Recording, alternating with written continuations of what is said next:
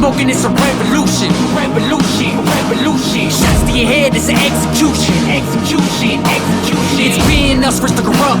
Red dot, put a cross to your head. Let the Lord interrupt. Gun smoking, it's a revolution. Shots to your head, it's an execution. Being us versus the corrupt. Woo!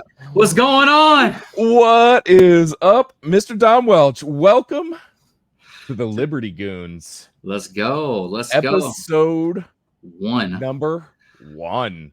Oh, yeah. Man, well, why don't, since we probably have some new people that are going to be watching, let's do some introductions. I am one of your hosts. My name is John. I am a member of 2A Patriot Ranch, located in the free state of Florida. We both reside in free states, but give us a follow there on Instagram and YouTube, 2A Patriot Ranch, and my fellow host. So my name is Don Welch. A lot of you guys know me because of the music. Instagram's at Don Welch Music. As you can see, Don Welch Anomaly. Most people know me for the Anomaly Army. It's just kind of like a fan base thing that we have going on. But me and John, we got together and we're like, we've had enough of this shit. We wanted to talk about some real things that were going on in the world. We both align on a lot of stuff. We might even disagree on a few things, actually, which would make this podcast very interesting. Which is awesome. But yeah, here we are at the Liberty Goons Podcast at the first episode, and it's a beautiful thing. Yeah, man. I think you nailed like kind of the purpose on this. We kind of a little fed up and just ready to talk about stuff and give, like our intro says there, a real raw and unfiltered look at what's going on in society today, what's going on with constitutional issues. Obviously, we're both huge 2A guys, so putting a 2A spin on things. When you're watching this, if you're watching this this episode on launch day, there's a reason behind the day that we're launching here, July 4th. Hey, America. And if you give our little logo a shot there, you can't see it too well here on the podcast, but you can go to Instagram and see it. It's the Statue of Liberty wearing some nods, some night vision. So yeah, that's what we're all about, man. This is we're ready to give some opinions tonight. Interesting. This is obviously being filmed a few days prior to our release here, but you and I both just got done watching the presidential debate, if we want to call it that, right? That was wild. I don't think I've ever seen anything like that. Yeah. So anyways, I know you guys, me and John have been friends for a little while here. And, I was calling him on my way back to my house. I was like, hey, man, I'm trying to get home. I just got some food. He just got some food. We were trying to rush and hurry up and get to the house so we could watch this debate. And needless to say, wow, what a fucking debacle. I mean, it was, there's going to be some liberals' heads rolling after that. I want you to go first because I'll give my opinion second. Yeah, but man. I'm just curious on how you see the state of America.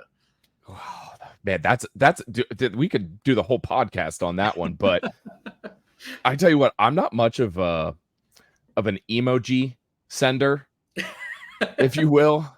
I think I sent more emojis to my family and friends in that hour and a half than I ever have in my entire life. Honestly, dude, and I think we're far enough in here. Yeah, we're 4 minutes in here. I can say this now. I don't know what the fuck I just saw. I don't know what I was watching. I tell you what, baseline, brass tacks. Trump kicked Biden's ass for about 45 minutes, right? Just straight up 100%. Whooped his ass for 45 minutes. Old Sleepy Joe looked like he was shitting in his pants for pretty much the entire time.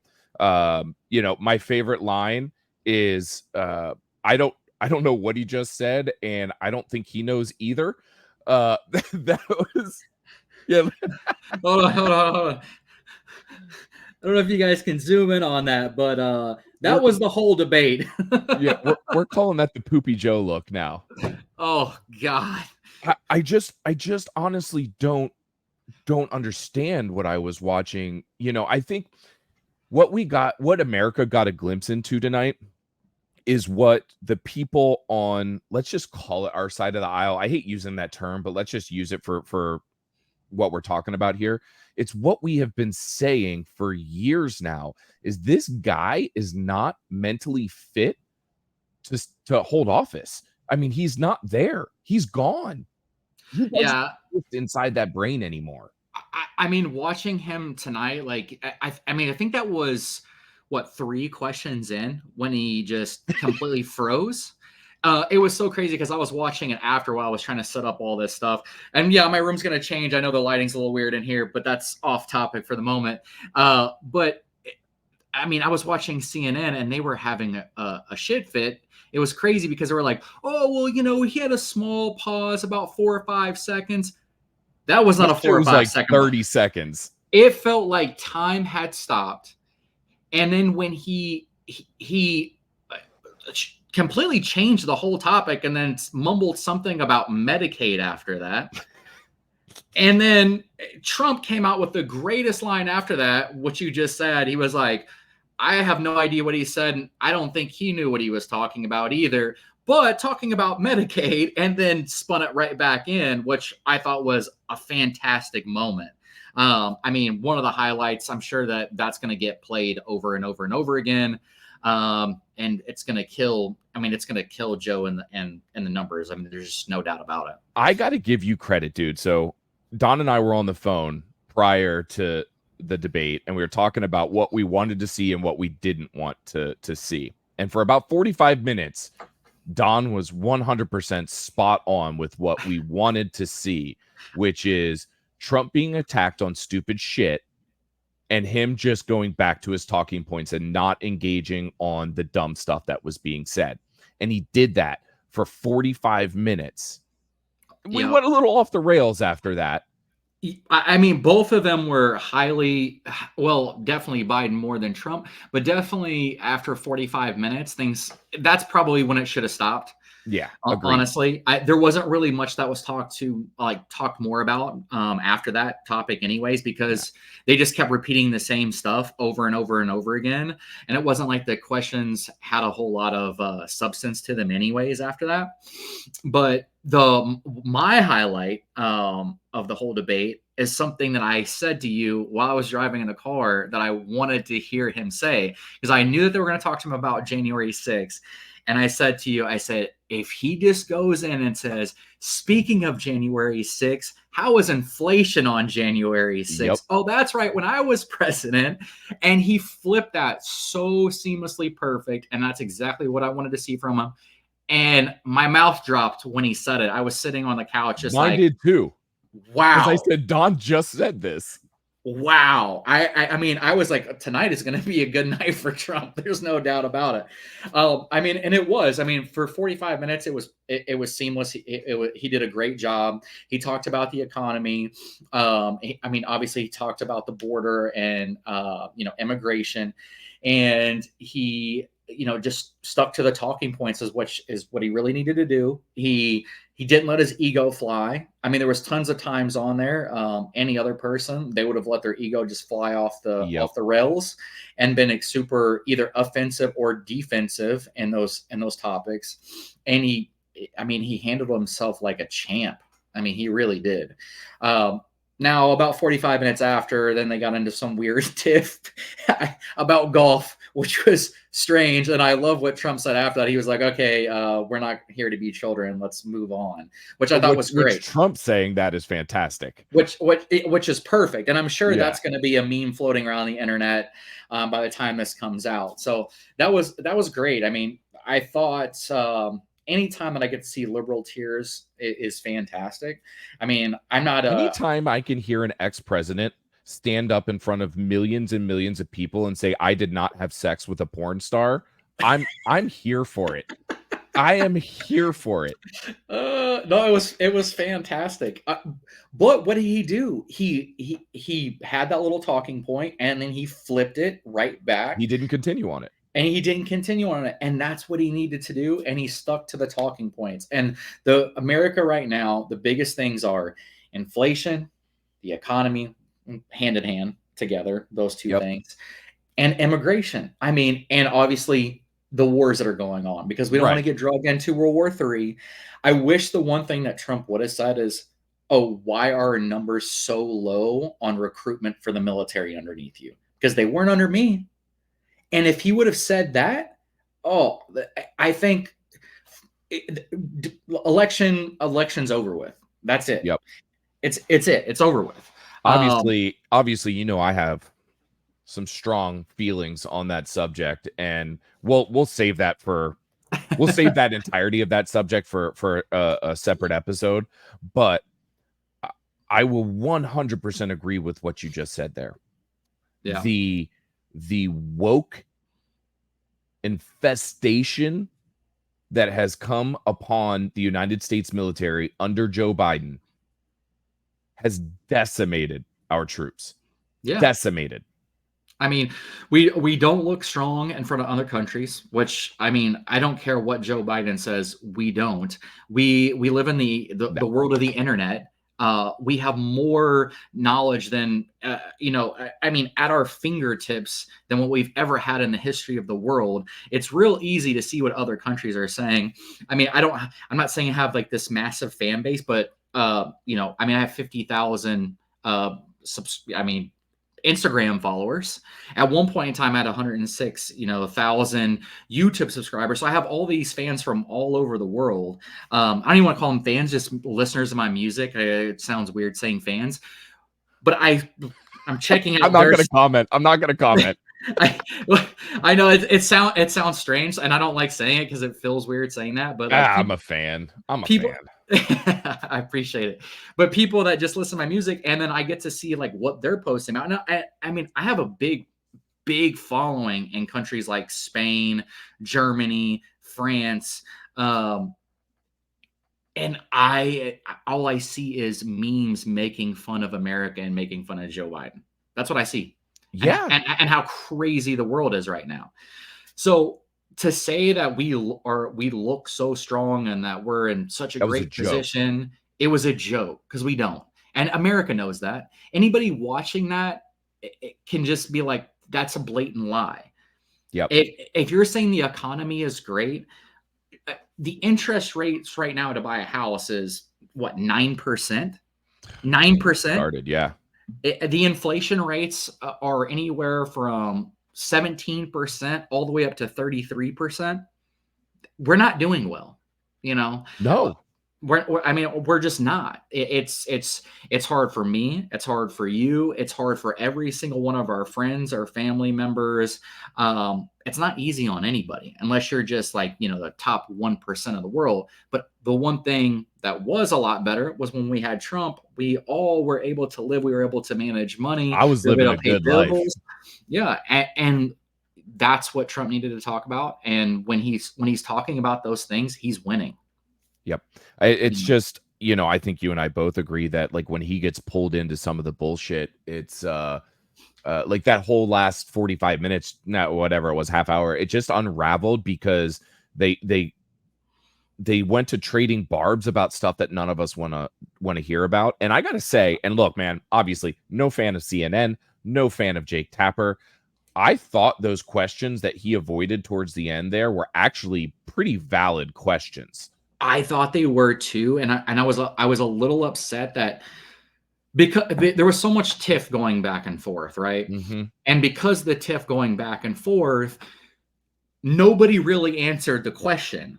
Biden didn't really answer the question. Yep. Trump didn't really answer the questions. Yeah, nobody won.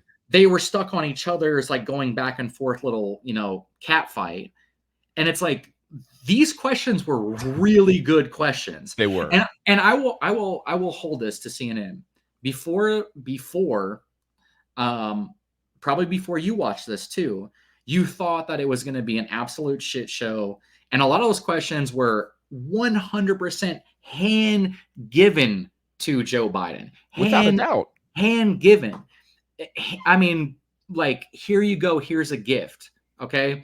I mean, obviously, clearly he was reading something the whole entire time. He had all the answers, but he couldn't even, he Instead couldn't we read.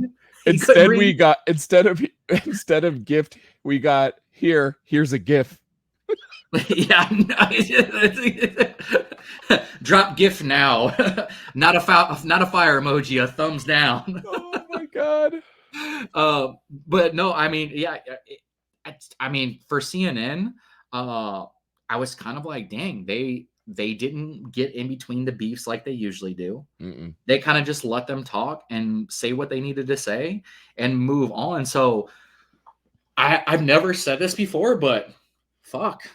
Kudos CNN for staying the fuck out of things and just, yeah, you hand gift wrapped questions to Biden, but he epically failed, but you still let Trump talk, and Trump did an amazing job. And I mean, Biden literally shit himself on stage.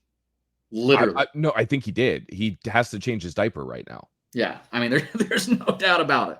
I mean, that man needs his ass wiped. I mean, half of CNN right now also is probably, either wiping tears or wiping their own ass because they shit themselves after watching that debate. Oh, yeah. But yeah.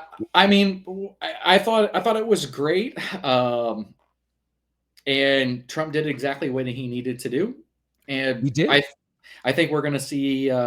2024, I think you're going to see a great conservative party. There's a lot of people right now, if we're going to talk just about politics, we're seeing a lot of stuff go. I mean, Jamal Brown, boom, he got canned yesterday, which was no, that guy's a extreme radical raving lunatic. Absolutely lunatic. He's gone. And you're starting to see some other people fall on the wayside too, as well, during these primaries. Texas, I'm a little sad with, because my boy Brandon Herrera ran and he lost by 400 votes to, Tony Gonzalez, which is a complete rhino and somebody that we desperately need to get out. I don't even know if you can call him a rhino anymore, because I mean, he's basically a Democrat. Yeah. I mean, he is. He's basically a Democrat. I mean, look, he got censured in the Republican Party in the state of Texas. So all the money that he was getting was from Democrats. That's where he was getting all the money. So, I mean, I don't care what anybody says. You don't get censured. If you get censured, you're not getting money from the Republican Party where you live. So you're not. And not to, I mean, because we'll probably go in more in depth about this later on, but like, what a fucking play by Brandon Herrera. Yeah. Like, I mean, what a play, bro. But he changed the game. And I think that Brandon Herrera is where the new Republican Party aligns. Yes. We are myself, definitely. And even the newer generations of younger kids. I mean, I work with a guy, I'm not going to tell you guys where I work, but, I mean, 23-year-olds to 26-year-olds, and they're all this libertarian, conservative leaning people. They're essentially constitutionalists, is what they are, and I love seeing that. And for so long, we've seen the youth just be deteriorated from all the crazy woke culture, and I think that men are waking up now. Are those men going to go vote? That's the big question, right? And I think what we saw with Brandon is a good sign, because we saw him make up a tremendous deficit coming out of that first election. He had 26% of the win, but Tony Gonzalez didn't get 51%. So, I mean, he made up big ground, big ground, and that was all from getting people to go out and vote. Yeah, I mean, he had $1 million. Tony Gonzalez had $10.5 million. Mm-hmm. And the election was he lost by 400 votes. I mean, imagine what he would have done if he had $3 million. It would have been a landslide. There's no doubt about it. And I hope, for our sake, I hope Brandon runs again. picks himself up. I hate the term picks himself up by the bootstraps. How can you do that? But whatever. I hope he does run again, because I think it's not just a platitude to say that he won without winning. I mean, he did. He I did. mean, he had the whole Rhino party tripping out and coming here to save him. And Matt Gaetz, hey, I love Matt Gaetz. I mean, I know that's your guy too, but I mean, Matt Gaetz was here. I got to hear Matt Gaetz speak, and that's where the new Republican Party is leaning. And we're going to see a lot more shift that, leaning towards that, especially once we start getting out these old people like Mitch McConnell leaves and John Cornyn gets the hell out of here. And people like that, once they leave, I'm sorry, but these young bucks are coming in, and we're going to bring back some freedom. Yep. Final thoughts on the debate. Go first.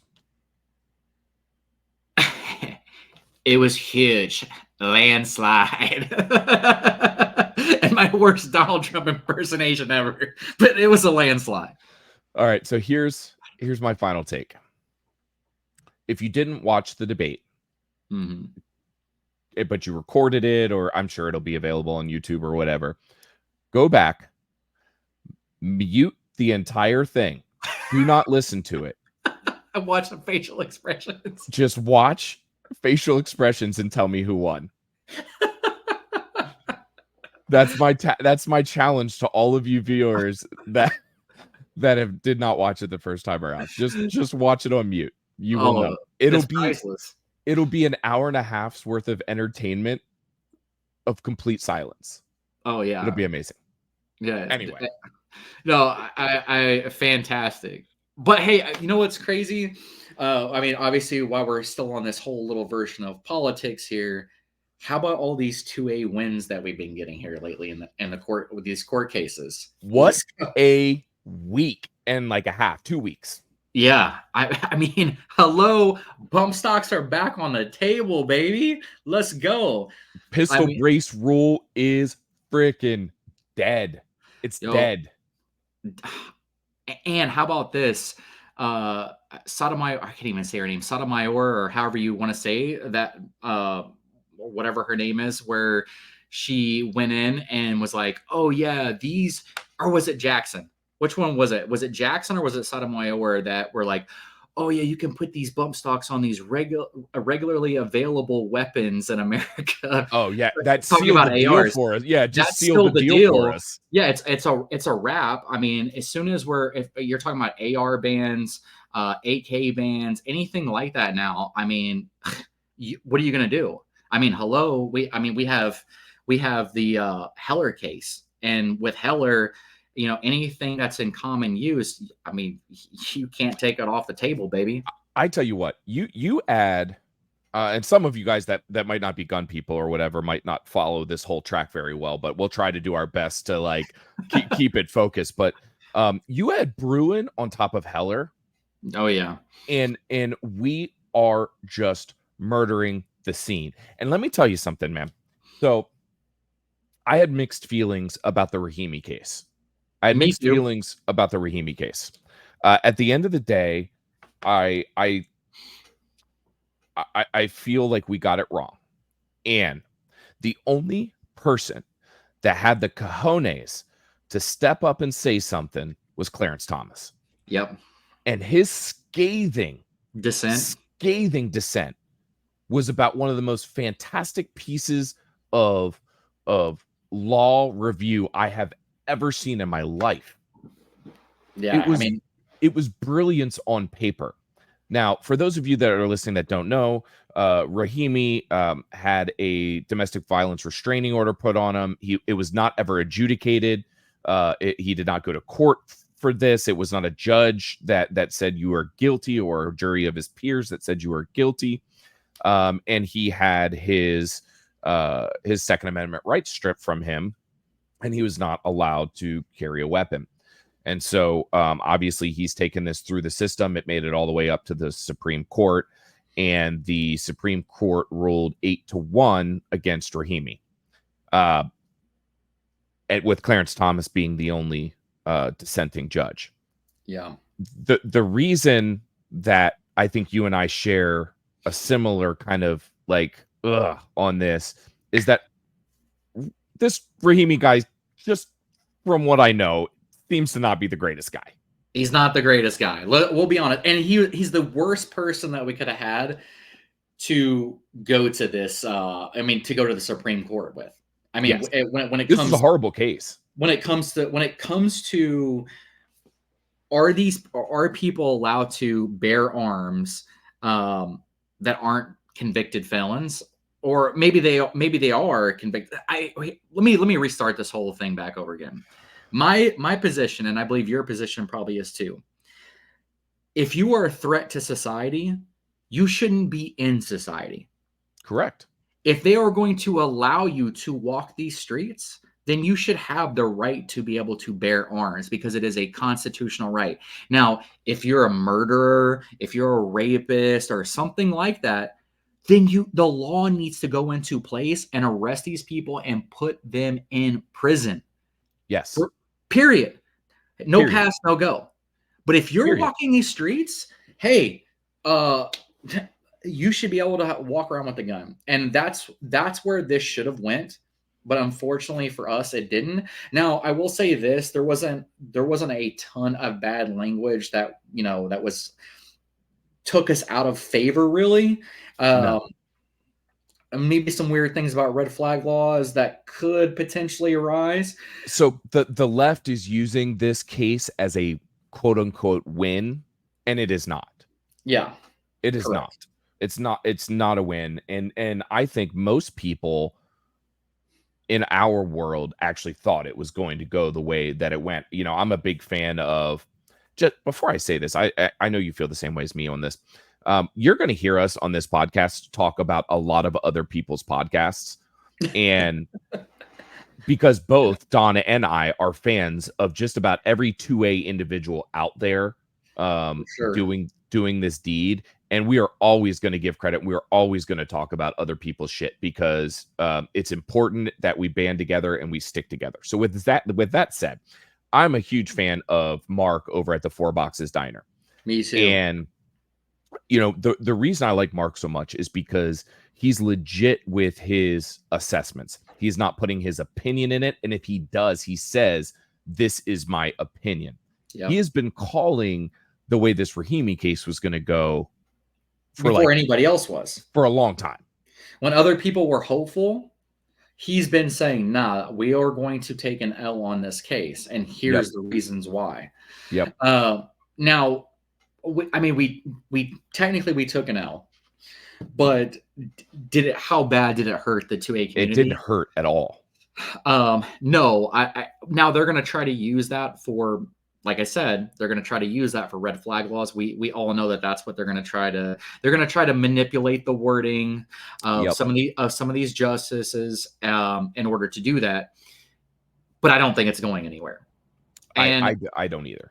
And I do think that red flag laws will eventually make it to the Supreme Court. I think that's going to end up happening.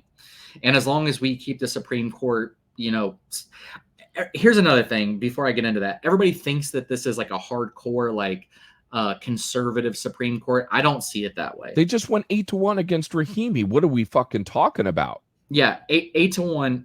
Exactly. And we just lost the social media case too, which I thought for sure that's a freedom of speech case. 100%. I think even Democrats thought that we were going to win that case. I think so too. And it was 8-1. So, with that being said, there's lots of stuff that's going to be coming down the pipe. We have so much coming. So much coming. These AR bans are going to get knocked down. Magazine bans are going to get knocked down. Concealed carry laws, open carry laws. Yep. You name it, it's going away. Guaranteed. It's going, and as it should. And I'm not, I'm 100%, and I'm sure you are too. We're against criminals, right? We don't. Yes. I don't think that criminals should be able to own guns, but I also don't think that violent criminals should be walking the streets. Yes, violent.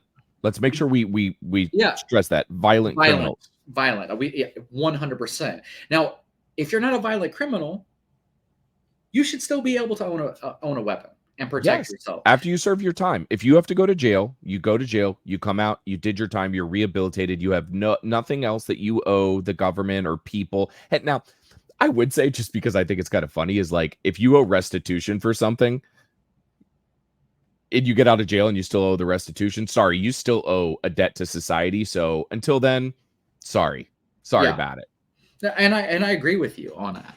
I mean, I see myself as a absolutist 100%. Yes. Just a constitutionalist in general. Yep. Just an absolutist when it comes to that. So, there's lots of things that, and this is why I don't agree with a lot of conservatives.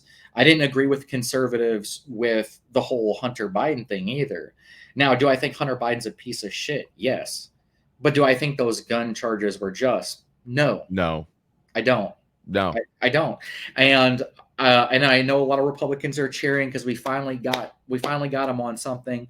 But trust me, there's a whole shit ton more that we should be getting Hunter Biden for. Tax evasion. And let's give it monies from other countries. I mean, who was it? Was it Second Amendment Foundation or FPC that said that they would stand up for Hunter Biden? I think it was GOA. It was GOA. Was or it might be FPC. I think it might be FPC. Okay, it might be FPC. I don't want to get it wrong. So kudos. Yeah, I don't want to get it wrong either. But kudos to, I wish we could remember who that was. Kudos to them. Whoever you are, you get a. I donate to all of you, so don't get it mad. I donate to all of you. I'm a member of all.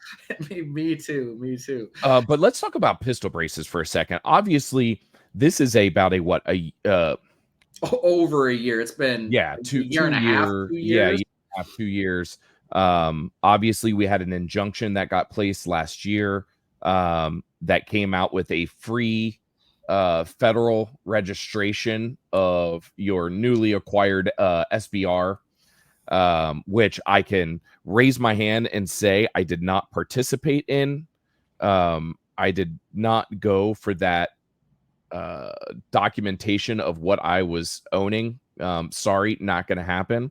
I will also say that I went to about 100 gun shows last year, and I bought a fucking pistol brace at every damn one of them because I knew this shit was going to get turned over, and they were selling for pennies on the dollar.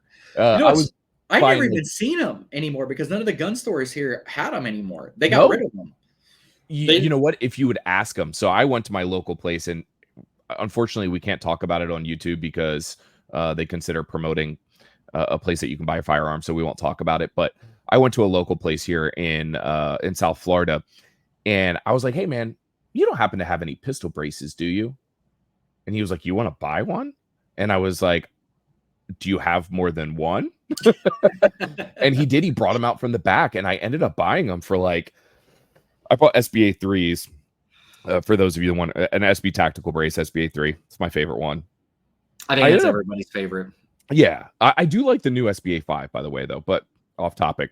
I bought 5 of them from him, and I paid pennies on the dollar for them. So I have been waiting for this ruling. I knew it. I've said it since day one that there was no possible way that this thing was going to get passed, that it was going to get passed in even a lower court. And I don't think the ATF has the nuts to take it as far as they need to because they know what they did was wrong. They're going to get smacked down. I mean, they already got smacked down. I just want to say, my great state of Texas, we've done all the damage to all these ATF boys. So kudos to my attorney general. Oh, man, Ken I Paxton, forgot. Man. We did take an L, though. Do you want to talk about the L? Which L are we going to talk about? The Texas L. Oh, no. Okay, we're still going to work on that one. Okay, so we did take an L.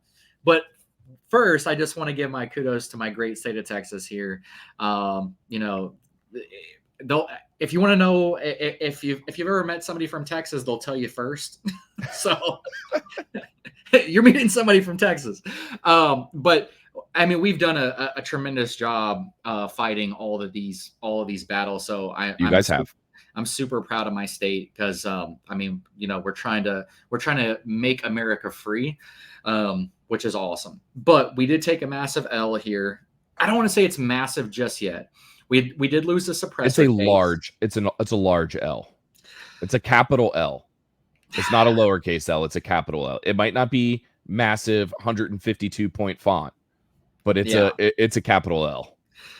So we lost a suppressor case, and unfortunately, we had 3 really, really conservative constitutionalists that knocked it down because they said we didn't have standing. And I think one of them was appointed by Bush, one of them was appointed by Reagan, and the other one was appointed by Trump. And they just said we didn't have standing. And you'll see this now. If you guys start looking at these court cases, that's where these Democrats really, I don't even want to say Democrats, that's where these communist or socialist leaning people really try to play the game and say, hey, you don't have standing. So essentially what it means to not have standing, it's saying, okay, well, you didn't make the suppressor. Show me the suppressor. Okay, well, if I show you the suppressor, then you're going to take me to jail. Right. So now I'm going to be in a court case. So they say, hey, well, you didn't make it yet, so you don't have standing. No, I know that, but we're suing you because we have the products to make it and we're going to make it, but we can't. So it's this weird, like, nah, go ahead and make it, and we're gonna throw you in jail type situation, which somebody has to take the hit on that one, you know. And I'm gonna be honest with you, I do think that they're going to find standing. I just think unfortunately for us, it's going to be about another 6 months. Yep. And by that time, hopefully we have a new president. But that's probably what it's going to be. It's probably going to be, if I had to guess, by the time it circles back around to the Fifth Circuit Court, it'll probably be January, February-ish. That's what I think. Speaking of suppressors, I have one in jail right now. Oh, yeah. And I mean, just out of curiosity, when did you get it, and how long do you think it's going to take? So I bought it on Monday. It is now, what day is it? Thursday. I got my initial silencer shop info back from them today. It was a DocuSign, and then I have to do some verifying with the actual location. They're not near me here in South Florida. They're in North Central Florida. So I have to do like this like weird Zoom call or something. I forget what it is. But to answer your initial question, you gotta do a bunch of unconstitutional shit. Yeah, I gotta do a bunch of unconstitutional shit to get this thing. But I think it's going to take 14 days. That's my guess. 14 days. Which is pretty incredible. And I think, and who can we thank for that 14 days? If you get it in 14 days, I actually don't. Honestly, Jim Jordan, thank you so much. But something happened. Here's my thoughts on this. So obviously, I love Jim Jordan, but here's my thoughts on this. So do you remember when this all started? One weekend, all of a sudden, suppressor applications started coming back in like less than 24 hours. Yeah, that was about maybe a month or no, maybe 2 months ago back. now. Yeah, a couple months back now. So I think what happened is the ATF and the FBI, I think their systems had like a major freaking glitch, right? And all of these applications got processed. And then they didn't want to admit to having some computer problems. So they were like, oh shit, we can't artificially inflate these wait times anymore because people had just got their suppressors approved in 24 hours. So they had to like bring them down. And now they're like slowly, because tell me how 60 days ago, I could get a suppressor approved in some cases overnight. And now average wait time is, I think 36 days, I think is what they told me. Yeah, I mean, well, the reason why it's 36 days for is because now everybody's sold out of suppressors everywhere in general. So, but they're not even being sold now because you can barely find one. Well, I mean, that's why I'm saying that's why the wait times are longer, because so many people have them in jail. So now they're starting to get a little bit more on backlogged. But I do think it was whenever Jim Jordan brought in the ATF, and then he hit him with, well, um, like, why are these things taking so long? You guys wanted all this money. We've given you all this money. Like, show us the proof. Like, what are you doing with this money? And like, why are these turnaround times so slow? And he sent that letter, and I think that letter had a lot to do with it. FYI, And fuck Steven Dettelbach. yeah, big to Dettelbach or Dettelbach or however you say it, that weirdo's name. the name that doesn't need to be mentioned, right? But I think that that was a big part of it, and I think that they also, because of the suppressor case and also because of the pistol brace case, which they were talking about, they're like, well, these turnaround times are taking so long. Like, how do you plan on doing that with 40 million braces that are supposed to all of a sudden be SBRs? We all know that they're not. We all know that they're pistols. But and they had nothing. They had no answer. And I think that they got forced. I think their hand got forced to start making some small changes. So I think your reasoning is probably more valid than mine. I just had this like idea. I mean, it's either way, it's unconstitutional regardless. Yeah, it all is. The NFA needs to go away. Yes. They can be the TF, tobacco, or no, I mean AT, whatever. The alcohol, tobacco. They can be nothing. Boys, I don't know. They can be nothing. Yeah. The thing at the end of the day is like, when's the last time have you heard of these people like rating somebody for alcohol sales or like tobacco or any of these things? Like, never. No. They just went in that dude's house and shot him. Oh yeah. What? A couple weeks ago. I mean, we don't even have that on our list of things to talk about, so I won't dive too deep into it. But like the airport, the airport director guy or whatever he was. ATF bad. ATF equals bad. Yeah, they kill dogs. So does Christy Noam, but you had to ruin it for me. I couldn't help it on that one.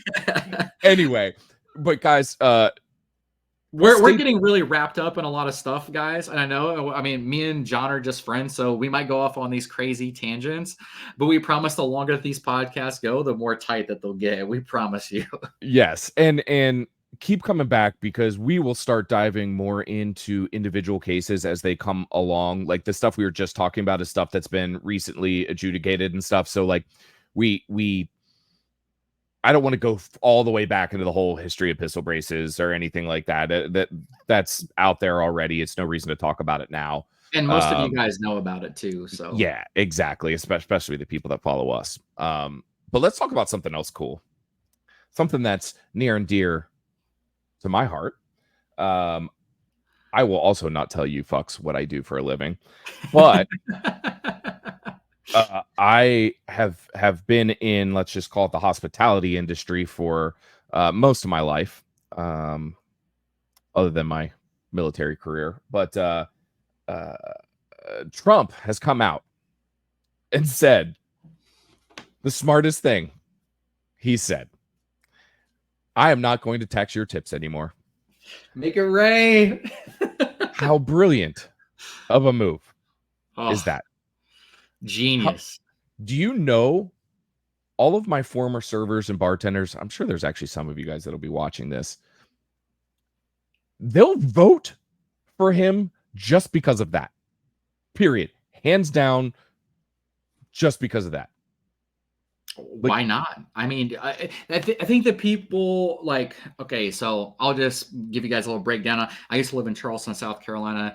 I used to, I was a manager at a store that I won't name. And then I also did some bar backing to make some extra money. And then I would wait some tables, do whatever little random in jobs just to make some extra cash. The amount of tips, and I mean, I'm not gonna throw myself underneath the bus, but like, nobody wants to pay tips. Nobody wants to pay the government their tips. You're getting paid. I think back then it was $2.25. I don't know if it's changed. That's what I made back then. Yeah, I don't know if it's changed now. Depends on the state. either way, it's not enough money to live on, and then to get taxed on those tips is insanity. And the reason why people want to do those types of jobs for is because it's quick cash and it's right then and there, and they don't want to pay those insane taxes on it, and they shouldn't. Right. Well, and it's not, see, my problem with it is it's not consistent and steady, right? So like 1 week you might make $1,000. Yep. 1 week you might make $500. And how do you figure that out at the end of the day? Like, where's the tax line on that one go? I don't know. I just think we've gotten so, I mean, this topic could go real deep for us, but like, I think we've just gotten so taxed as a society that I find just the simplest thing, like Trump saying, I'm not going to tax your tips anymore, to be just the sweetest thing I've ever heard. It is. Like, I mean, it's American. So this is perfect because we just watched this debate. Mm-hmm. We just heard Biden say, "Oh, you're going to give all these tax breaks." Yeah, we all want them. He just told you he's going to give a whole entire industry, a massive industry. That is not the top 1%. Yeah, that is not the top 1%. An industry where so many people get their start in life. And even people well into their 30s, 40s, 50s are still doing these jobs, which are middle-class Americans, okay? We're not going to tax you. Hello? I mean, those tax breaks are helping all of those people. Everybody. Everybody. Everybody. And you know what my degenerate bartenders used to do? They took their tips and went out to local businesses directly after their shift and dropped most of it on liquor and whatever other else. Stuff. Yeah. Yeah. So it's a win-win. It's you're feeding the economy. And it's money that's circulating in the economy, which is good. And it's not tax, which is fantastic. And which I thought was, I don't know if Trump said this in the debate, but the taxes that he took out, right? So he had these massive tax breaks, but yet we brought in more money into the government than we ever had before. And he had the largest tax breaks. Yeah, I mean, it breaks down to a lot of different things that Trump did with tariffs and the such. And what's easier in your life? Like, let's say you make $50,000 a year, just to throw out a number. And you're trying to figure out your budget in life. Is it easier for you to reduce spending or to increase your income? What's the easier thing to do? Reduce spending. Yeah. It's easier for you not to Uber Eats out every night of the week than it is to go take your income from $50,000 to $100,000. Yep. That's exactly the way that this government needs to start looking at itself. Instead of going out and trying to generate more income, we need to cut the fat, the unnecessary layers of thick, juicy fat that we have continued to pile on and on and on. You know what our government's problem is? Our government's problem is the same problem that we have in the United States of America right now. Obesity. One and the same. Society's problem is the government's problem. They're all fat. Yep. 100%. I mean, we have, and look, Trump's part of this too. I mean, I'm going to be honest with you guys. I mean, Trump is. I mean, now the reason why Trump did it is because at the point in time, the last 2 years of Trump's presidency, the Democrats ran Congress and the Democrats also ran the Senate. So when you were talking about COVID money coming out, what's Trump going to do? You had Congress vote for it. You had the Senate vote for it. People didn't know what was going on at that point in time. Everybody was losing their jobs. People didn't know where they were going to get money from. So yeah, they blew a ton of money that they shouldn't have. But hindsight's 2020, and it's just a different thing that we're dealing with now. To spend Yes. money now is crazy. It is Yes. absolutely insanity. Now, when you're in a weird times of war, that's another You have to time do it. you have to do it, right? Those are certain things that are like, okay, we understand as American society, right? If somebody comes and bombs our country, all right, and kills thousands and thousands of our people, and you say, hey, we need to go spend this money and borrow money from the taxpayer to go fund this war to make sure that this doesn't happen again, we all understand that. Mhm. But just to blow money and hand it to other countries for proxy wars or $200 billion. it's insanity. Not even just the proxy wars, the crazy things that we spend money on. Like I mean, Tucker Carlson, this is one of the things I got from him not too long ago when he was talking about like, oh, we literally paid, which isn't a whole lot of money, but it's insanity, $200,000 to see if frogs were hornier when they were on cocaine. I remember. It's like 200 grand, fam. Yep. 200 grand is life-changing money to most people. Yes. It's most people. To spend money like, and it's not just that. There is a whole list of crazy things that go up into the billions and billions and billions and billions of dollars, which is our taxpayers' money, your kids' taxpayers' money now, and their kids' taxpayers' money, and their kids' taxpaying money, because we're so far in debt. It's insanity to spend money like this. Like it grows on trees. I mean, there is no more money to spend until we, the people, stand up and literally start chanting that and saying that to our representatives that there is no more money to spend. We're not it's like you go to the grocery store with your kids. I don't have kids, but like you go to the grocery store with your kids, and the budget to buy your family groceries for the week is $100, and the kid is screaming that he wants some Airheads candy. You can't have it because there's no more money. Yep. And if I buy you this, I have to get rid of something else in the cart. Yeah. Or hold on, Daddy's going to have to go to the check cashing place down the street and grab a loan. Yeah. I mean, that's what we do on a consistent basis in this country is we either rob Peter to pay Paul, or we go to the Chinese and sell them treasury bonds to generate more money. And unfortunately, that's what we do. I mean, we do that constantly. And what we've done is we've created this massive economic, empire essentially in China because of it. And, yes. And, I mean, I hate to say it, like our biggest threat is not Russia. It is definitely China.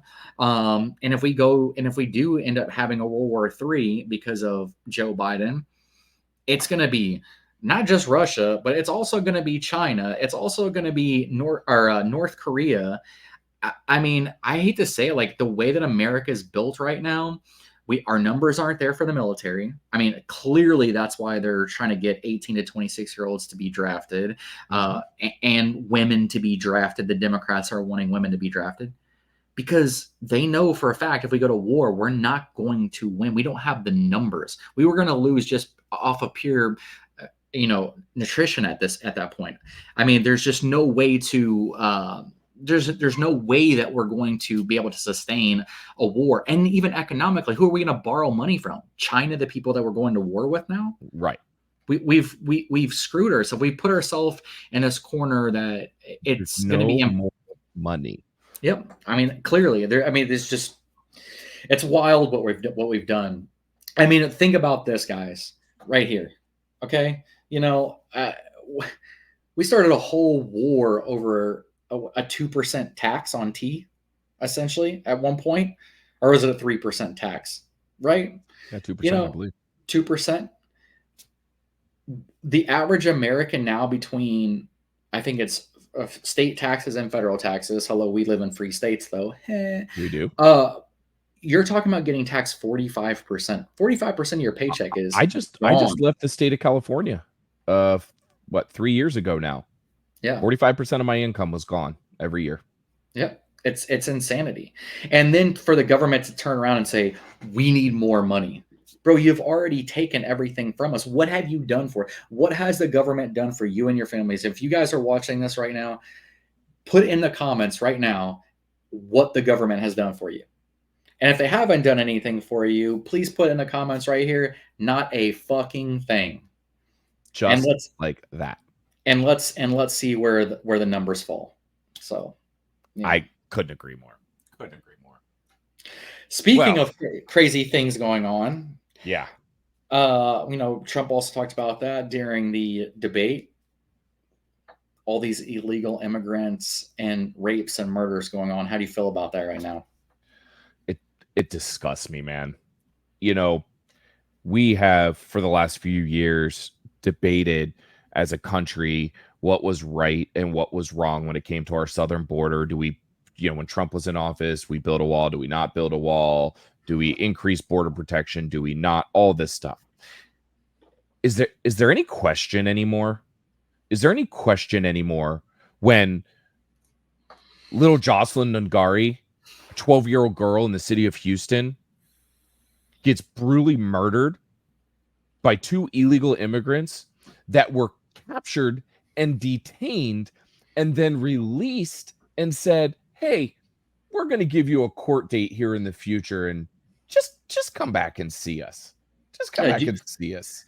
And the fact that these people really think that these people are going to come back for a court date for immigration is insanity.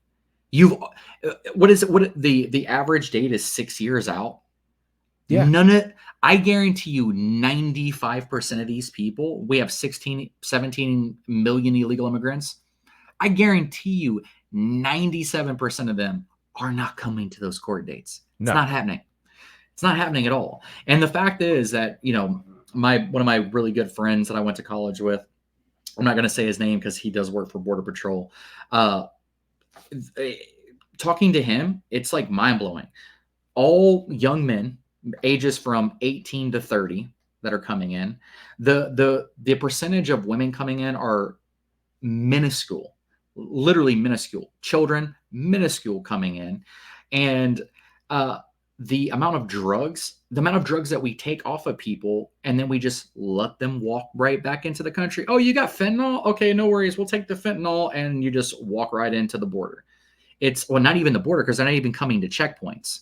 So it's just insanity that we have to deal with that. And then clearly now you have this beautiful 12-year-old girl, getting raped and murdered by 2 people that shouldn't be here in the first place. And then let's call these assholes out.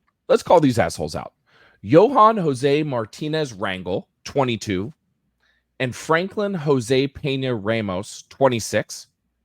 They were arrested June 20th, 3 days after Jocelyn's strangled body was found in a creek in Houston. Both men are from Venezuela and entered the U.S. illegally.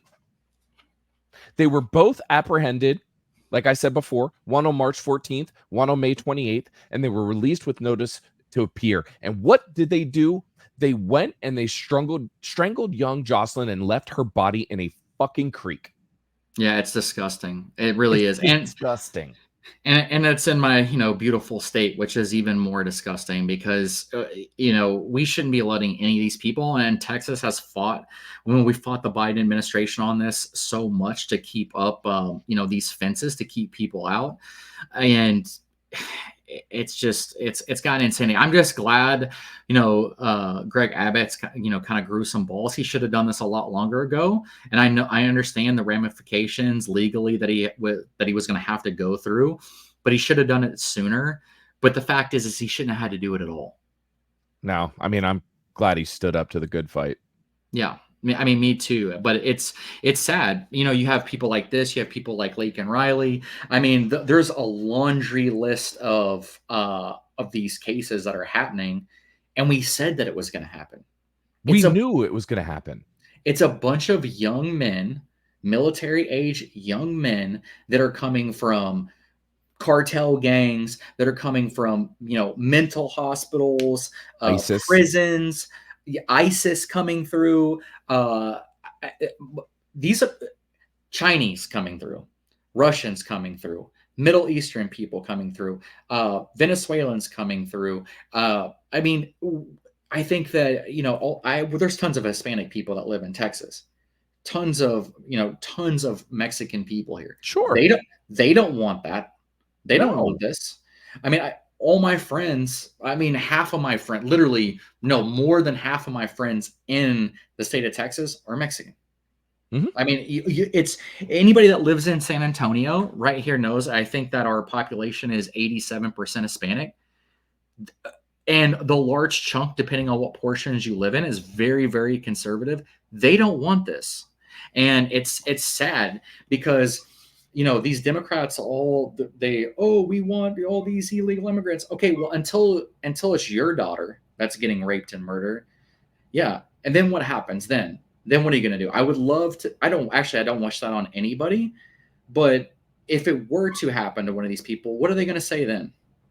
Then are they going to change their minds? I guarantee you they do, but they're protected by the police, armed guards because they can afford it. Us, we're just peasants to them. We're peasants to the government, and that's how the Biden administration looks at us. Unfortunately, and it's sad. It really is. It's sad in totality because it's so preventable. It's so preventable. It's extreme. We have the Texas State Guard there. Mhm.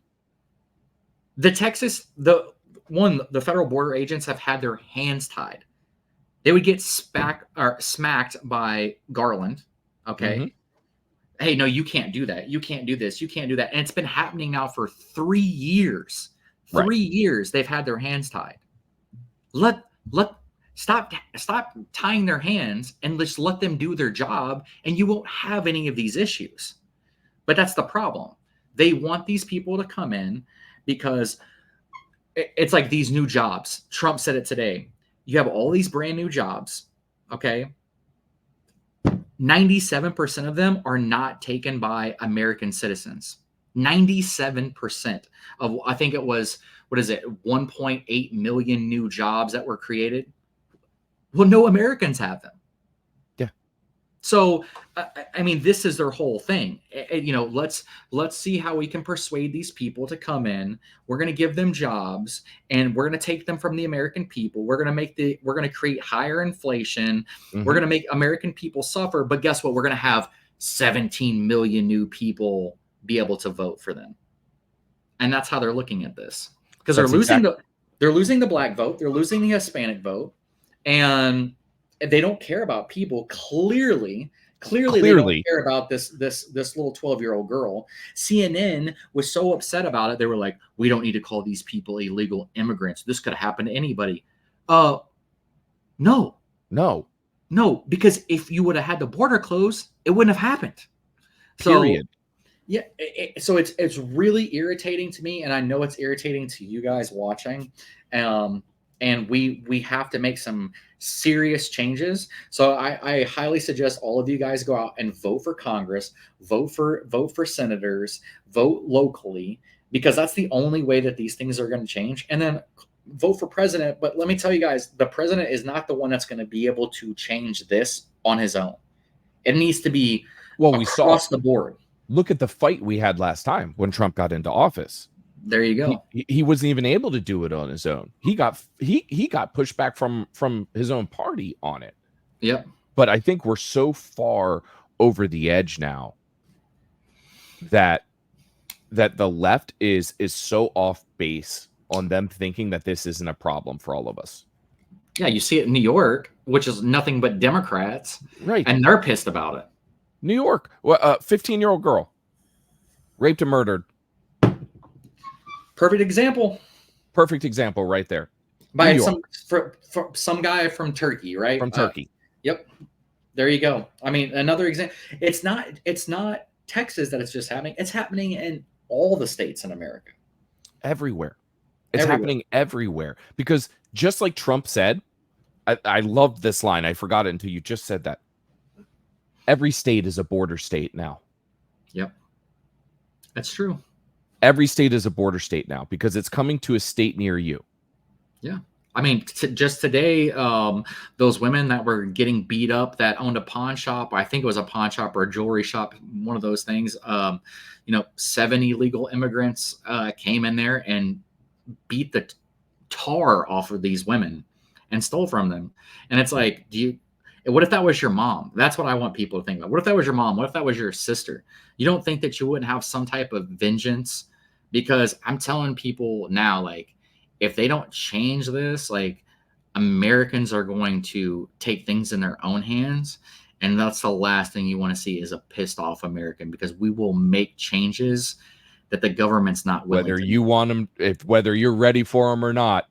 Yeah. And I don't say that as a conservative. I say that as as an American. As an American, because I don't care if you're a Democrat and that happens to your daughter, you're going to feel the same way. If you're a libertarian, if you're an independent, it doesn't make a difference. Black, white, Asian, nobody cares, because these things happen to your family directly. It is going to light a fire underneath you. And it keeps happening and keeps happening. Americans will take back America. And I feel like we're getting closer and closer to that. And hopefully we don't have to get to those situations. Hopefully, we turn course. And I feel like we are turning course, because we need to, for the safety of women, children, which, that's what the Democrats talk about all the time. Well, guess what? You want to have safety. I mean, here's a prime example that's super easy and dirt cheap to do. Enforce the laws. Plain and simple. Enforce the laws. Illegal immigration is illegal. It's what we talk about in the 2A community all the time. There is no crime that you can commit with a gun that's not already a crime. Murder's a crime. Robbing's a crime. Anything that you can do with a gun, it's already a crime. So there needs to be zero gun laws. Zero. Yeah, it's already a crime. It's already a crime. So all this talk, we need more gun control. Gun control has never solved anything. We can see that. Look underneath Biden. Well, look at California. Yeah, look at California. Oh, what did they say? This is the most comprehensive 30-year-old bill that we've passed in the past 30 years, or whatever that they always, highest gun crime rate in the country. I mean, that's also because you got 17 million illegals running around too that are coming in. A cartel is just funneling in weapons. And the city of Oakland is also in California. So yeah, that's true. I mean, but I keep trying to tell people, if we're going to talk about gun runners and all this stuff, then well, guess what? The ATF is the biggest gun runners in the world. And if you guys don't believe me, look up Fast and Furious and see why Mexico has all the guns that they have. It's not because United States citizens were selling it to them. It's because the ATF was giving it to them. And they only have one gun store in the entire country. Yeah. So interesting. It's not American citizen gun runners. It's the biggest gangsters in the world, which is the United States government giving it to them. 100%. 100%. Man, so we've talked about a lot. We talked about a lot. We've talked about a lot. And we want to break things down into segments here as much as we can. We might have veered off a little bit tonight, but we want to talk about. It's our first time. Like I keep trying to tell you guys, it's our first time. We're going to get tighter on this. But our first real segment tonight, trigger warning. Bang, bang, bang, bang, bang, bang, bang, bang. Trigger warning. We are going to talk about things that might make your mind go, WTF. So, did you see the Eric Prince and Tucker Carlson interview? No. I've been wanting to watch it. I keep seeing stuff about it, but I have not seen it yet. You and I have talked a little bit about Eric Prince in the past. A little bit. I'm a big fan. we both forgot his name, I think, the first time we talked about him. But so Eric Prince was on Tucker. It was maybe like a week or two ago. I can't remember. And they talked about a lot of stuff, obviously. But one thing that Eric Prince talked about that struck me to the core was about drones. And he was talking about technology that is now readily available across the world, where you could have an army of drones that use facial and body recognition to singularly target an individual with a mini drone. So this individual could be walking down a street, and let's just call it Baghdad. And we know what he looks like. We know his general vicinity. We know that this guy is around these areas. And you could fly a drone in that literally goes down, targets, and splits a dude's head open. All from facial recognition. Wow. No GPS needed. No GBUs. No guided bomb units. No AIM 7s. No AIM 9s. No JDAMs. That's insane. Freaking mini drone with facial recognition and body recognition that has these like things on it that'll go down and just like literally chop somebody's head up. So that's how it works. It just chops somebody's head off. Is that yeah, just like chops them all up. That's crazy, dude. I would say this. I mean, we've seen it in Ukraine, dude. The one thing that scares me more than anything is drones. Like if it comes to a fight and I gotta go battle somebody, AR, you got AK, you're the bad guy, whatever the case is. I feel a lot more comfortable, and I feel a lot more, confident in myself to be able to maintain and survive. But a drone, I think. What are you gonna do? Everybody in Ukraine and Russia right now, they know, like, oh fuck, drones are probably the most deadly thing on the fucking planet, bro. Imagine next to a nuclear warhead or some shit. But I mean, it's terrifying, absolutely terrifying. Imagine, and we already have these. You and I both have them. There are people that don't like us. There are people that don't want us to say the things that we say. Yeah. We hear it online all the time. Imagine they want to take it a step further. They don't want us to talk anymore. They launch a drone off of a building while you and I are walking down the street and just take us out. They don't even need to have to be near us. They could be a mile away. It's crazy because it takes the emotion out, right? Like it takes the oh, I killed somebody out. Like, you know what I mean? Set it and forget it. It's literally like we do with like JDAMs and stuff dropped from planes. Like the pilot just goes, he's dropping it, doesn't know where it's going. I mean, he kind of knows where it's going, but like, I mean, it to me, it's insanity because it's like it's so impersonal that the way that how do I word this? There's so many kids out here today, right, that grew up on video games like, Call of Duty, for example, right? It's essentially like a bunch of kids, and you don't know who these kids are playing video games and just taking you out. Yeah. And the only difference is that you're unarmed and you're in the game and you don't know who's coming. You don't even know you're in the game. And you don't even know you're in the game, which is terrifying. Absolutely terrifying. Absolutely. I watched that. There's very few things that shock me anymore. Right? Like I mean, I've been to war. There's very few things that shock me anymore. Like I just don't get too worked up about things. That, I don't know, it's probably 15-minute discussion between Tucker and Eric Prince had me shook to the core about the possibility of that. Like,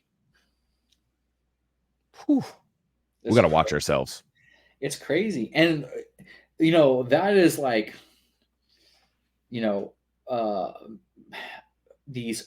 That's what a real weapon of war is. Yeah. It's not. Wasn't me. I mean, bro, it's terrifying because you don't know who you don't know who the enemy is ever, No. right? And the government, they think about this. We're watching all this stuff going on right now with President Trump, right? We know that he's getting convicted with these like crazy charges that are nobody would even charge him for in the first place, but because they want to win so bad that they're gonna just use lawfare against him, essentially, like we're in a third world country. Imagine these people winning again and having stuff like that. And they're like, oh, well, we'll just kill all the citizens.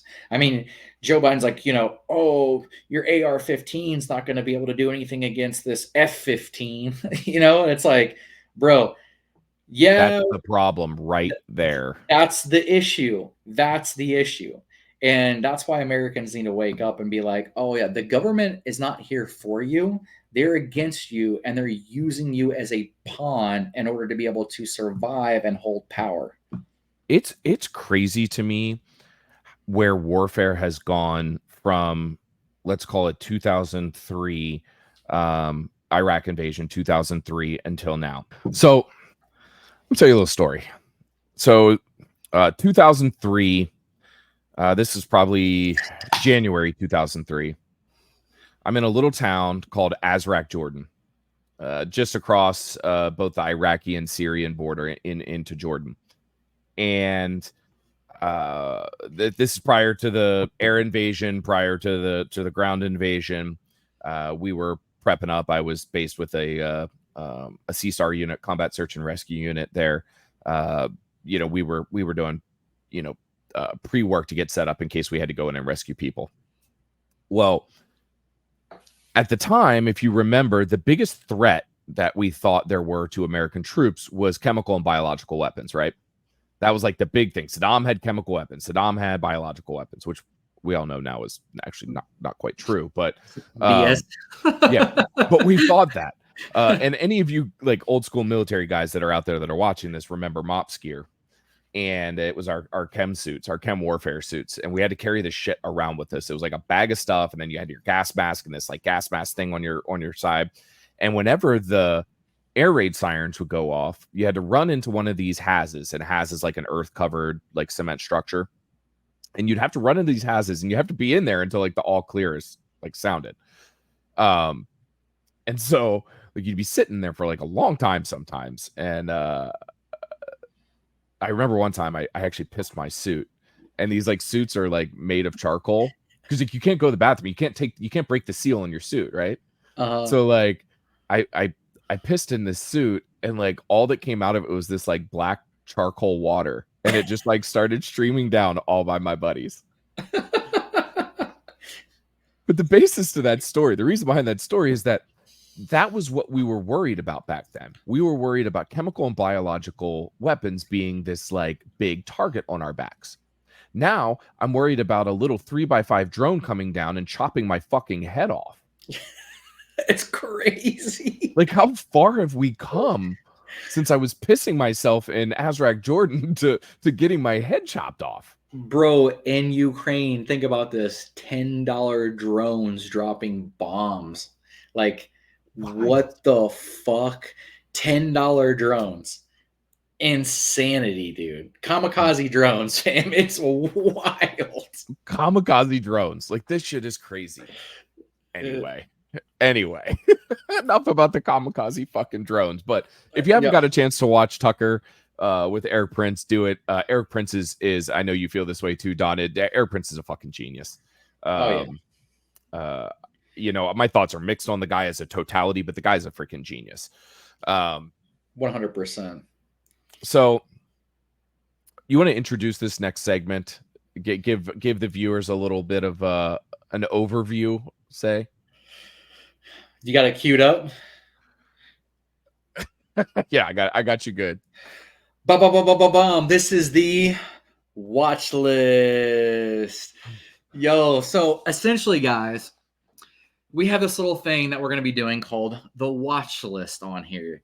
And essentially what the watch list is, well, the government, I mean, we're on a watch list. You're on a watch list. We're all on watch lists here. I But guarantee you we're both on a watch list. 100%, dude. We buy way too many guns. But we wanted to put other people on watch lists. So we're going to keep up with these people, and we'll probably bring them up every once in a while, but we're going to have a new person every single episode that's going to be part of this watch list. So today, do you want to introduce who's going to be on our watch list? So this is somebody that we've talked about, you and I, at length, ad nauseum, if you will. This person is a possible vice presidential candidate. Maybe. Possibly. A former presidential candidate back in 2020. Or was that 2016? 2020? 2020. We're talking about, if you haven't guessed yet, Tulsi Gabbard. Tulsi Gabbard, you have officially been added to the watch list. Yeah. So here's the thing about Tulsi Gabbard. And I know there's going to be lots of mixed feelings about Tulsi. People are already typing feverishly away in our comment section right now. And we haven't even spoke on the subject. You're either getting F Tulsi Gabbard or you're getting we love Tulsi Gabbard in the comments. Now, here's why we put Tulsi on the watch list. Tulsi has a long history of being very anti-constitutionalist. She voted for, I think, every single gun control bill ever whenever she was in the House. In fact, I don't think that she went against. I don't think that she veered away from the party line at one time. Not one time. And now because she knows the Democratic Party's dying and maybe she has a little bit of libertarian views, she knows that there's no way to get back into the conservative realm if she's anti-gun. So she's doing things like, and I hate to say this because I love my boys at Sons of Liberty. So if any of you guys are watching this, know I love you guys, but I have my personal feelings on this. I know you guys do as well. She does a lot of stuff for Sons of Liberty. Sons of Liberty has made her some pretty cool stuff. She was at the, she's starting to do all these competitions, with, guns and whatnot. But to me, I'm not fucking buying it. I'm not buying it. I'm not buying it in the slightest because she has still yet to come out and actually say what we want her to say. And what we want her to say is, I screwed up. And instead, what has she said? She says, I am better informed now. Better informed. Better informed. And I told you guys earlier, we were possibly going to quote other podcasts. Well, our good friends over at the Liberty Lounge, they talked about this subject not too long ago. And I think right after we talked about it, actually. Right after we talked about it. Yeah, which was a little bit crazy, is how did she become more informed after she left government than while she got every fucking briefing known to man while she was in government on weapon topics? This is bullshit. Yeah, 100%. All bullshit. She is playing politics, and she will be the first person to be a turncoat. That's how I feel about it. And tell me, hopefully she's changed. Now, let me refrain from this. We hope that Tulsi Gabbard has changed, but she has not said, "Hey, I screwed up by voting for all this gun control. I had my point of views back then, but now they've changed." Instead, she said she's always been a constitutionalist, but now she's more informed. Well, if you were always a constitutionalist and you still voted for that, I'm sorry, honey, you're not a constitutionalist at all. And you're definitely not part of the gun community. So until she says that, I don't trust her. I think that she's just sitting here trying to pander her way and hopes to get VP or get to be a part of Trump's cabinet essentially. What did I tell you the other day, man? She is setting herself up, just like greasy Gavin Newsom, to ride in on their fucking white horses and save the, we'll call it, Democratish Party. Yeah. She's still a Democrat. I don't care what anybody says. She's still a Democrat. Yeah. And, the other thing I'm going to say, she picked somebody else to talk about this subject with. Oh, I forgot about this. Oh, my God. She sat down with dickface Tim Kennedy. Oh, if you wanted to be part of the Pro 2A community and you pick that guy, holy cow. Whoever was controlling your narrative epically failed you. Epically failed. There is not a single guy I know in our world that looks at Tim Kennedy and says, that's a 2A guy. Now, I'm calling, all right, I got to be fair. Let me back up. I think Tim Kennedy is a dickface for his opinions on the Second Amendment. Those of you who don't know who Tim Kennedy is, he is a military vet, served his country proudly. I've seen a ton of podcasts on the stuff that he has done in his past and continues to do in the philanthropic world. And Tim Kennedy is not a dickface as a person. Tim Kennedy is a dickface because of his views on the Second Amendment. And his ego. His ego. His ego. I mean, his ego just makes you want to punch him in the fucking face. But yes. I mean, I just wanted to stipulate that like, we're not taking anything against Tim. Tim Kennedy has done things for his country. We can all recognize that. Fantastic. Kudos to you. Well, I mean, you serve the country proudly. We're not, I mean, obviously you're a vet. All my friends are vets. Unfortunately, I'm not a vet. I'm diabetic, so I could never join the army, but all my family is veterans as well. And I highly respect anybody that's willing to take that risk. Tulsi Gabbard's a vet. And that's another thing too. Tulsi Gabbard as well, vet.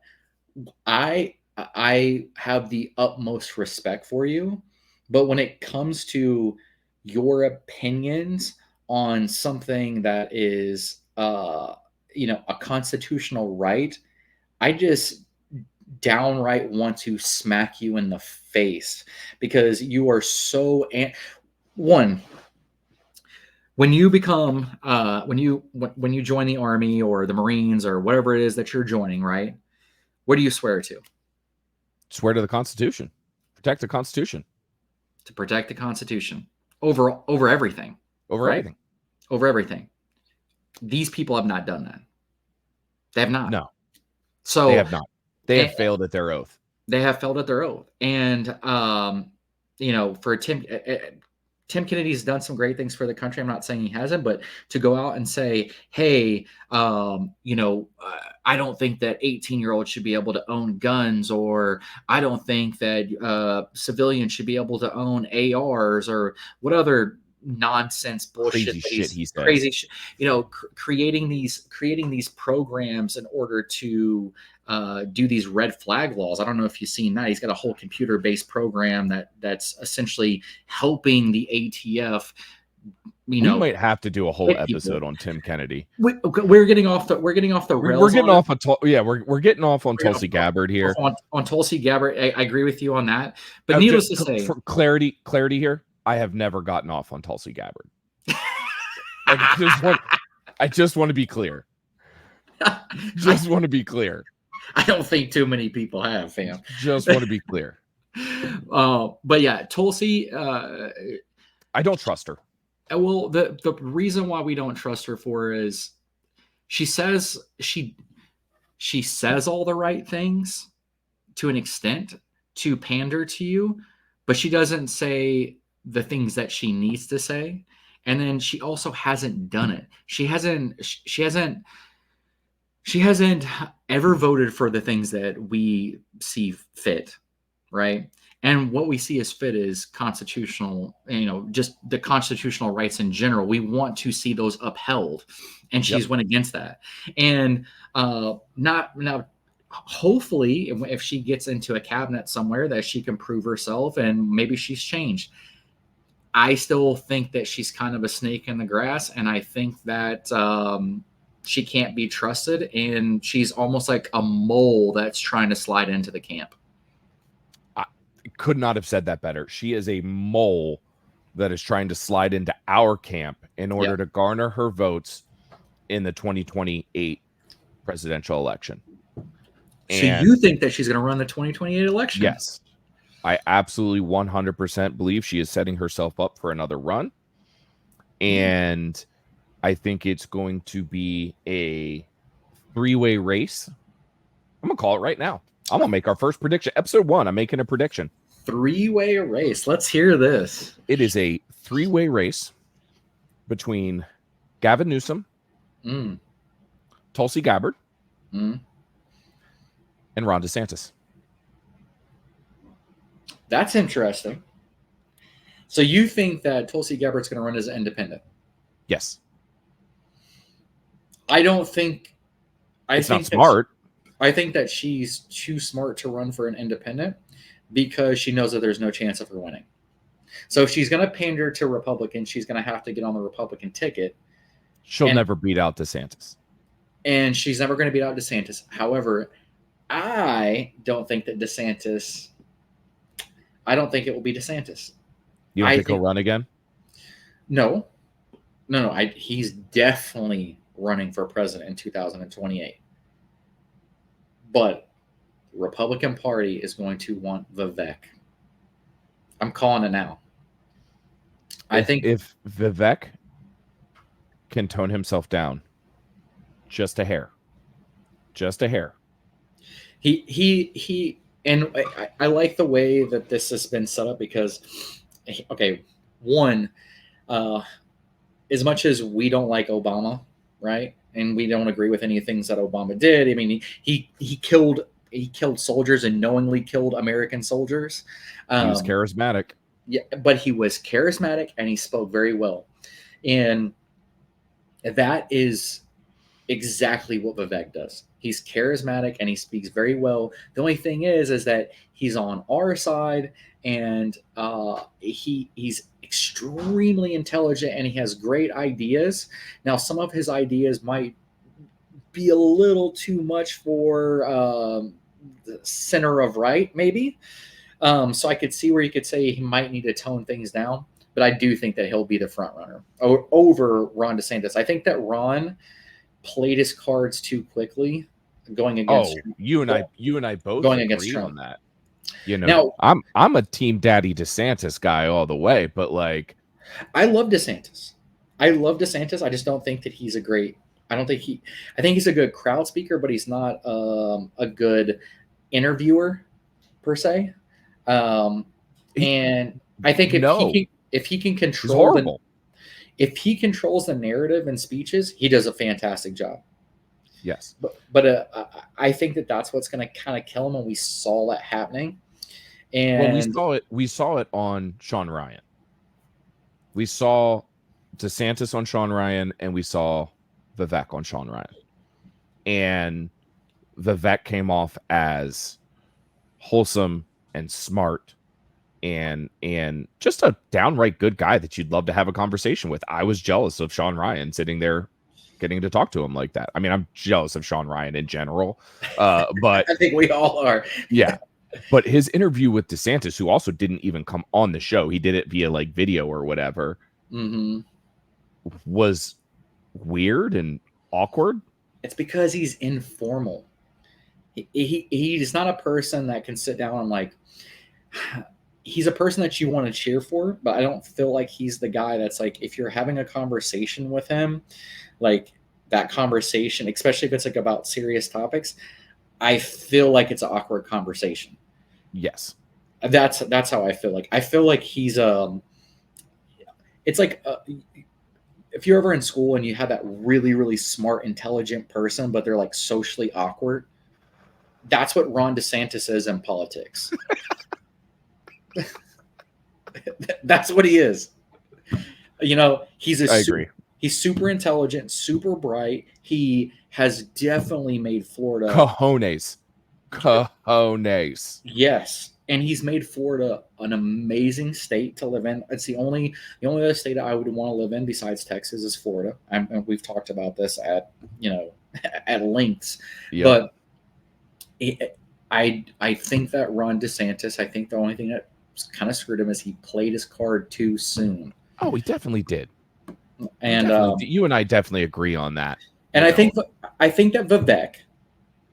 I think that Vivek is really good for the 2A community. Now, do I think that he's a gun guy? Hell no. Hell no. He's so far, but he wants to get rid of the deep state. In case you guys don't know what the deep state is, essentially the government, we have what we call an executive branch. The executive branch is where people don't vote for these people at all, right? So nobody votes for the FBI. Nobody votes for, the ATF. Nobody votes for the CIA. And that is the deep state because those are the people that are actually running the country. Okay. And until we can, get our hands on that and can start to control that, we the people, these Democrats that are very socialist minded, it's even some of them like communist minded, mm-hmm. the FBI, the CIA, ATF is going to feed into that because they're paying them. They're letting them do whatever they want to do. They're getting to control the narrative, and they're the ones getting paid off. So yeah, of course that's who they want. They don't 100%. They don't want their power to be seized from them. No, they do not. They do not. Tulsi Gabbard, you've been added to the watch list. Yeah, we are going to be watching you very, very closely. I do want to say one thing. Tulsi Gabbard might have a chance if she runs as a Republican and she somehow gets a spot on this cabinet and does well. She might have a chance. Well, that leads me into this question then. As of right now, I just checked just to make sure. Just so neither of us were cheating. The VP has not been announced for Trump yet. And I thought she might. I said she already because I think I already know who it is. So I know that we're close on this. I will give my top two just because that way it makes us different in some respect. But I believe that the top two candidates are Sarah Huckabee Sanders and Governor Bergstrom. Yeah, I mean, I agree with you. I mean, I think it's a 99% chance that it's Huckabee Sanders. I agree, and I could not be happier about that because what we need as a Republican Party is somebody that is going to carry the torch. Because right now we don't have that person, not an electable person. We have a lot of people that are out there carrying the torch. You mentioned Matt Gaetz, Jim Jordan, Massey. We've got a lot of people carrying torches. Not all of them are electable as president. Actually, none of the people I just mentioned right there are electable as president. They're I wish they were. I wish they were too. I can truthfully say that that's just not going to happen. And Sanders is that good middle of the road. She's a woman, and she's a very likable woman. Mm-hmm. And not likable as like men like her. I'm saying that she's likable for she's just other a likable women. Person. Yeah, and other women like Huckabee Sanders. What do you think about this ticket? 2028. Huckabee Sanders and McEnany. All female ticket. 2 former press secretaries. 2 badass women. 2 badass women. I mean, to be honest with you, it'd probably win. Probably not what I'd want, and it's not because they're women, but their chances would be super good. Super good. Super good. Super and good. I said this before. I I wish that Trump and Candace Owens had a little bit better of a relationship. I know that they have this little weird thing because of the whole COVID vaccination. Yeah. But man, Candace Owens, could you imagine Candace Owens going against Kamala Harris during a VP debate? Oh my God. It wouldn't even, it'd be worse than what we just watched earlier tonight. Actually, here's my dream for 2028, and I'll say it now. Actually, I got two of them, two options, and I agree with you, Ron DeSantis. I really like Ron DeSantis. Vivek or Candace Owens. Mm-hmm. Ron DeSantis, Tucker Carlson. Love it. Tucker will never do it, but I love it. I love it. But that's kind of the idea that I would like to have. But that's a super wish list right there. So we're calling it. We're calling it right here that tomorrow. Well, let's not say tomorrow because we're not that ESPN. Well, it's going to be July 4th when this comes out. Oh, cool. So yeah, maybe tomorrow. Sarah Huckabee Sanders is VP vice presidential nominee. Yeah, and it's a guaranteed winning ticket. Agreed. And it's not because she's some far right wing person. It's actually quite the opposite. Yes, I think she's like you said, she's likable. She's well spoken. She's likable. She doesn't laugh like Kamala. Yeah. I mean, that's a plus right there. That's a plus. She holds herself very well. She's very well spoken. She's doing great things for her state. And I just think that she's going to get women to vote for her. I agree. You know, and well, Don, tell me, man, shameless plugs. What you got going on right now? What are you working on? So we are working on some music. The song that you heard in the beginning of this is called Revolution. I will drop that before the, hopefully before we find out who's president, because I think the world needs it. So hopefully that will drop this summer. So a little sneak peek of that song. I have an album that's sitting here that's waiting to come out. And I think that this show is going to get so much better. Clearly, me and John tonight, we kind of just put this together real quick. But we've been talking about it for a while, and this is our first one. But I promise you, we have so many great ideas. This is going to get crazy good.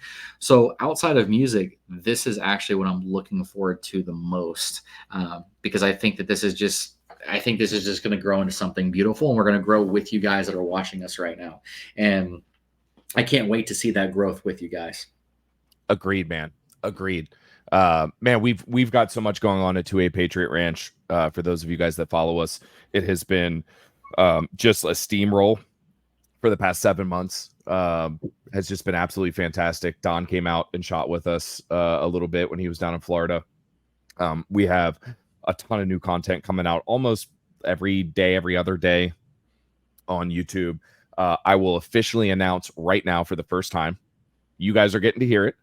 We're going to launch a 4-part series on when the shit hits the fan.